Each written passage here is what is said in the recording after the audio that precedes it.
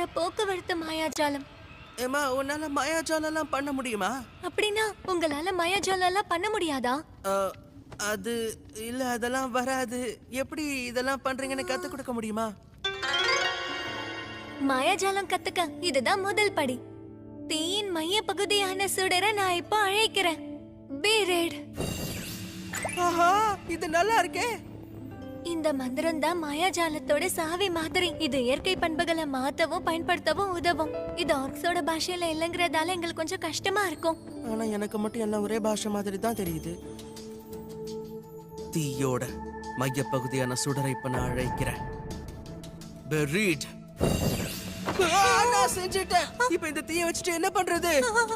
இத ஒரு பந்து மாதிரி கற்பனை பண்ணி இது மேலயாச்சும் தூக்கி எறிங்க.